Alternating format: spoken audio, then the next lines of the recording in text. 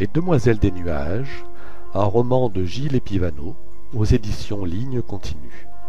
Le 26 décembre 2004, au Sri Lanka. La première vague souleva Derko alors qu'il fuyait la plage en courant. Malgré son entraînement au jogging, il ne fut pas assez rapide. La lame le saisit, le propulsa comme un surf sur une déferlante, puis le roula dans ses flots tourbillonnants dans lesquels il lutta contre l'asphyxie. Il sentit des bras et des jambes brasser les eaux furieuses tout près de lui.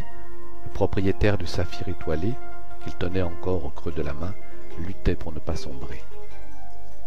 Derko reçut des coups qui l'enfoncèrent un peu plus profondément. Il ouvrit les yeux pour se repérer, mais le sable de la plage et la boue de la mine formaient une bouillie opaque. L'air commençait à lui manquer, sa poitrine le brûlait. Une envie impérieuse, plus forte que sa volonté, lui commandait d'ouvrir la bouche et d'aspirer de l'air en urgence. Il s'accroupit sur le fond et se détendit d'un coup, se propulsant vers la surface. Derko buta alors sur une masse molle qui flottait entre deux eaux. Il la repoussa, continuant ainsi sa progression. Il émergea enfin et aspira goulûment l'air chargé d'embrun salé. Un corps le rejoignit. Derko le retourna, cherchant son visage. Il ne le reconnaissait pas. Ce n'était ni le propriétaire de la mine, ni le chauffeur. Peut-être un des ouvriers mineurs. De toute façon, il ne pouvait plus rien pour cet homme. Pour lui, il était déjà trop tard. Le courant l'entraînait vers la voie ferrée. Derko aperçut le toit d'un wagon, sur lequel quelques passagers avaient réussi à se réfugier.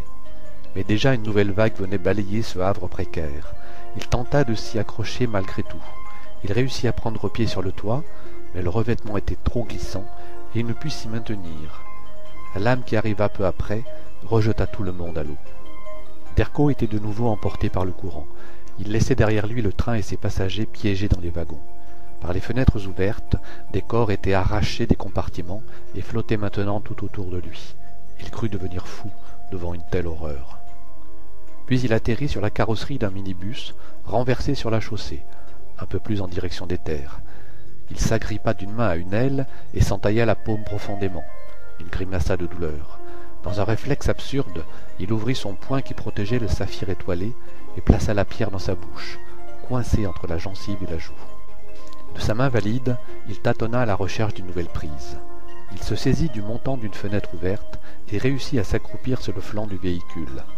Les passagers tentaient de s'échapper du piège dans lequel ils étaient prisonniers. Devant lui, une tête d'enfant apparut. Les cheveux coupés très courts, la peau claire, le jeune garçon était paniqué. Il tentait de s'extraire du minibus, mais sa robe de moine était chargée d'eau. Elle l'alourdissait et devait être coincée à l'intérieur. Derko le saisit par un bras et tira de toutes ses forces.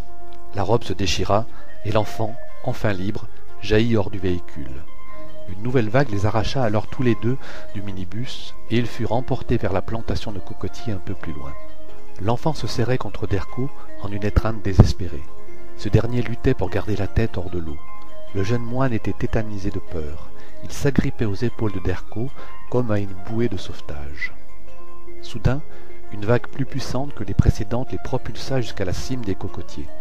Derko ressentit une douleur intense au niveau du ventre. Il était plié en deux autour d'une corde. Une corde ? Derko réalisa qu'il venait d'être retenu par un des liens qui réunissaient les parties touffues des cocotiers.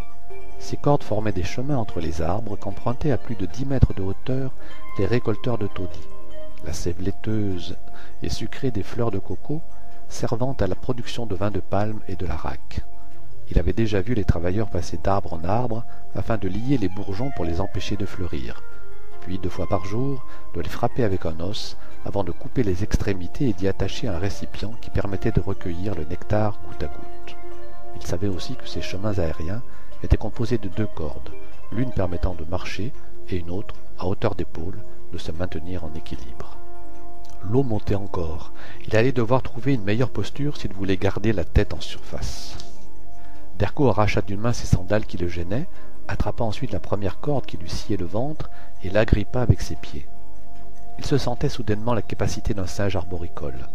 Sa grande taille le servit aussi. Il n'eut pas à se lever complètement pour se saisir de la 2e corde qui était bien au-dessus du niveau de l'eau. Derko avança pas à pas sur le cordon ombilical qui le reliait à la vie.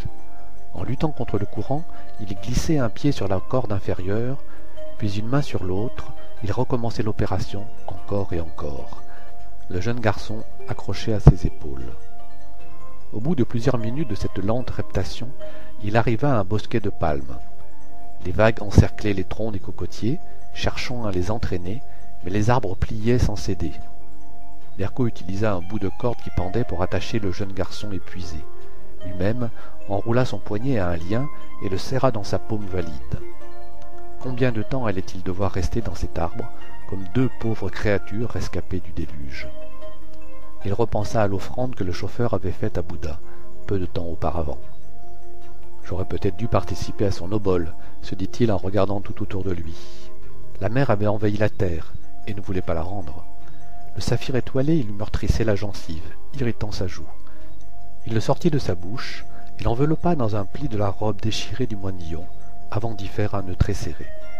Une sorte d'offrande provisoire, juste pour se sortir de ce fichu pétrin, murmura-t-il narquois devant l'absurdité de son geste et au vu de la violence des éléments, celle de sa vie qui ne tenait qu'à un fil. Pour connaître la suite des aventures de Derco, rendez-vous sur www.editionlignecontinue.info. À très bientôt.